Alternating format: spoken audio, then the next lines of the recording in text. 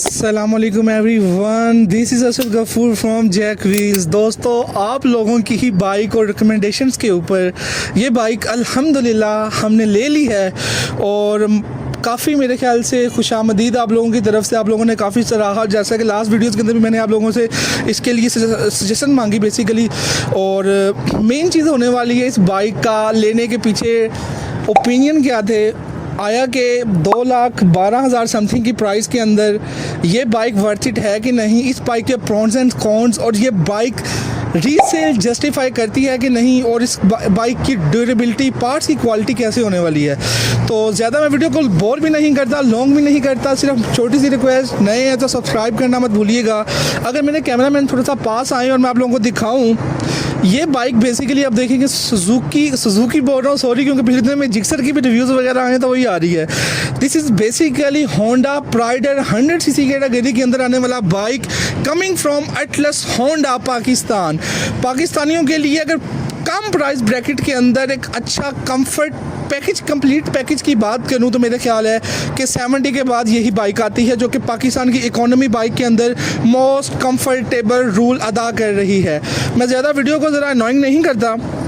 Video के takes space की बात करूँ तो भाई 100 सीसी का इंजन आता है, कुछ ज़्यादा रॉकेट साइंस नहीं है। फ्रंट एंड बैक के ऊपर आप टेलीस्कोपिक सस्पेंशन देखने को मिलती है, वही 70 के इशारे हैं, वही कुछ खास नहीं है, बट थोड़ी सी स्पोर्टी लुक देखने को मिलती है क्योंकि इस ना CG 125 है और ना CD 70 है।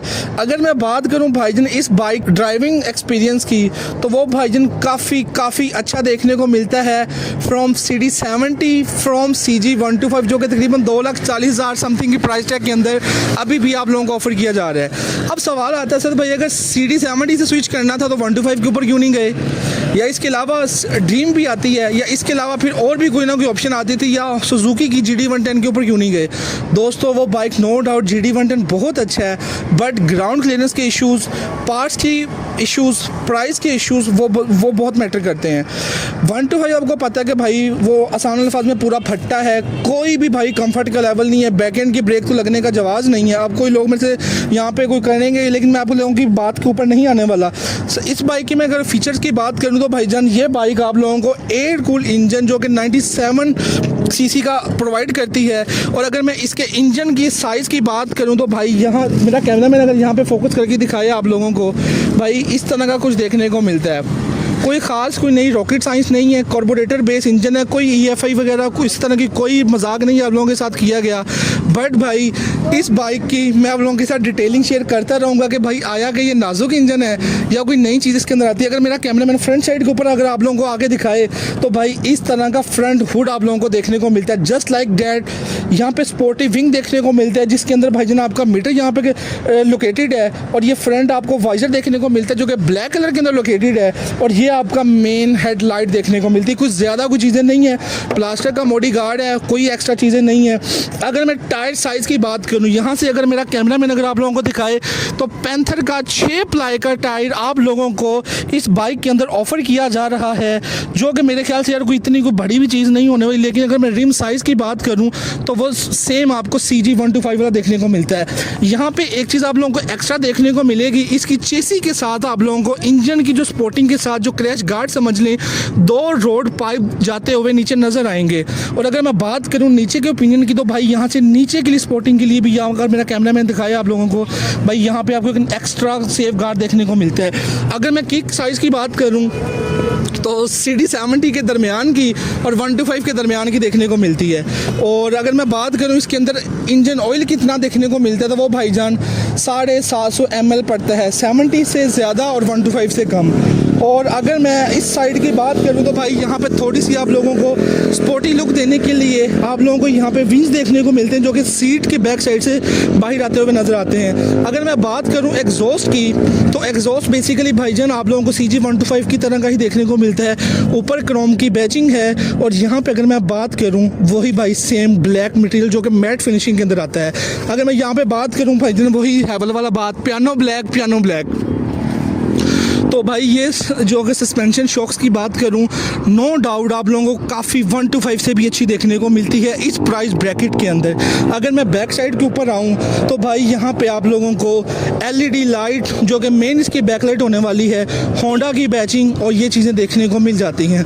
अगर मैं इस साइड के ऊपर आऊँ तो भाई सेम आपको चेन कवर, और भाई इसमें गाइस इसमें कोई ड्रम ब्रेक का मजाक नहीं है, टोटली आपको कोई डिस्क ब्रेक का मजाक नहीं है। फ्रंट एंड बैक एंड के ऊपर आपको सिंपल ड्रम ब्रेक ही देखने को मिलती है। अगर मैं मीटर वाली साइड के ऊपर आऊँ तो मीटर की अगर मैं बात करूँ भाईजान, अगर मेरा कैमरामैन दिखा सके मीटर, तो भाई इन्होंने काफ़ी अच्छा खूबसूरत मीटर बनाया। लेकिन मेरा यहाँ पे एक क्वेश्चन है भाई, सारा कुछ 70 वाला है, कोई एक्स्ट्रा चीज़ नहीं है। ना तो आपको अंदर इसके अंदर RPM देखने को मिलेगा, ना आपको इसके अंदर फ्यूल गेज देखने को मिलेगी, ना आपको इसके अंदर सेल्फ स्टार्टर देखने को मिलेगा। अगर मैं इस साइड के ऊपर बात करूँ, ये वाला आपको ग्रिप सिंपल देखने को मिलती हैं। अगर मैं इस साइड की बात करूं तो भाई सेम आप लोगों को फ्रंट एंड के ऊपर पार्किंग लाइट और उसके बाद मेन हेडलाइट का ऑप्शन देखने को मिलता है। असेंबली की अगर बात करूं मोस्टली 70 वाली यूज़ हुई है। और अगर हैंडल ग्रिप्स की बात करूं, ये थोड़ी सी अच्छी क्वालिटी की है, मेरे ख्याल से 1 to 5 की तो नहीं लग रही, इसके लिए स्पेशली डिज़ाइंड है। और इसके अलावा कोई एक्स्ट्रा कोई चीज़ें इसके अंदर होने नहीं वाली। अगर फ्यूल टैंक की बात करूँ तो मेरे ख्याल से 11 या 12 लीटर का फ्यूल टैंक देखने को मिलता है। अब जो मेन क्वेश्चन आता है इस बाइक के रिगार्डिंग के भाई 100 cc कैटेगरी के इंजन के हिसाब से ये आप लोगों को पर लीटर की एवरेज क्या देने की कैपेसिटी सलाहियत रखती है। तो दोस्तों मैं आपको बता दूं, अगर हाई ऑक्टेन के साथ मिक्सर करके इस बाइक के अगर यूज़ करें तो तकरीबन ये आप लोगों को 48 से 50 तक की मैक्सिमम एवरेज देने की सलाहियत रखती है। बट क्वेश्चन फिर वही आता है, अगर आप लोगों की ड्राइविंग हैबिट्स डिपेंड करती हैं, आप लोगों की रोड डिपेंड करती हैं, आप लोगों के फ्यूल की कंडीशन डिपेंड करती है। तो अगर मैं सीटिंग स्ट्रक्चर की बात करूँ भाई, बहुत कंफर्टेबल है इस प्राइस टैग के अंदर। जितनी भी पाकिस्तानी मार्केट के अंदर गाड़ियां आ रही हैं, अगर मेरा कैमरामैन थोड़ा सा करीब आए, मैं आप लोगों को यहां से दिखाऊं भाई, ये सेम सीट आपको 70 की और 1 to 5 की नहीं है, स्पेशली डिज़ाइन है और काफ़ी कंफर्टेबल है। और यार ये वो बाइक है जो मेरे ख्याल से पाकिस्तान की सबसे गंदी तरीन रीसेल वाली बाइक, अगर मैं बोले होंडा की, तो ये उन चंद बाइक्स में आती है। क्योंकि भाई मुझे भी इस चीज़ का पता है इसकी रीसेल कोई भी नहीं है। बट भाई अगर आप लोगों ने लॉन्ग टाइम फैमिली के लिए बाइक को यूज़ करनी है तो भाई मोस्ट कंफर्टेबल बाइक है।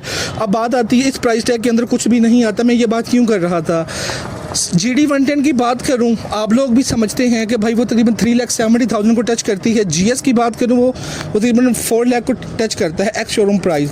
भाई 2,11,900 के बजट के अंदर ये बाइक मोस्ट कंफर्टेबल मैं इसलिए कह रहा हूं कि इस प्राइस टैग के अंदर आपको 2026 या 2027 का कोई मॉडल यहाँ पे देखने को नहीं मिलता। अटलस होंडा से 2-3 शिकवे हर एक को रहते हैं, मुझे भी सेम आप लोगों की तरह ही है, जो आप लोग कमेंट में बताएंगे। हर साल ग्राफिक स्टिकर ही नया आता है, इनके डिज़ाइनर या डेवलपमेंट R&D डिपार्टमेंट के अंदर और कोई चीज़ नहीं है, ये बिल्कुल ऐसे ही है भाई। सेम इसका साल 2 साल बाद आपको एक अदर नया स्टिकर देखने को मिलेगा, जैसा कि हस्ब रवायत मामूल चल रहा है। ब्रांड न्यू इसके अलावा कोई चीज़ नहीं है। और इसके अंदर यार मेरा ख्याल से बाकी हर चीज़ इनफ है। एक चीज़ का एडिशन हो सकता था, वो इस बाइक के अंदर होने वाली है सेल्फ स्टार्टर। मेरे ख्याल से अगर देखें CD 70 तकरीबन 1,59,900 के करीब है, तो भाई अगर तकरीबन 40-45 हज़ार का गैप है तो भाई सेल्फ स्टार्टर बनता था। बट भाई क्वेश्चन है आप लोगों की तरफ से भी मेरी तरफ से भी, रिप्लाई करेगा अटलस होंडा पाकिस्तान।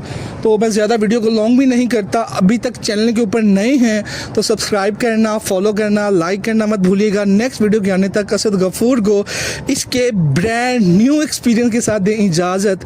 इंशाल्लाह मुलाकात होती है ब्रांड न्यू किसी नेक्स्ट वीडियो के ऊपर। टेक केयर, अपना ख्याल रखिएगा, दुआ में भाई को याद रखिएगा। इंशाल्लाह मुलाकात होगी नेक्स्ट वीडियो के ऊपर। टेक केयर, अल्लाह हाफिज़।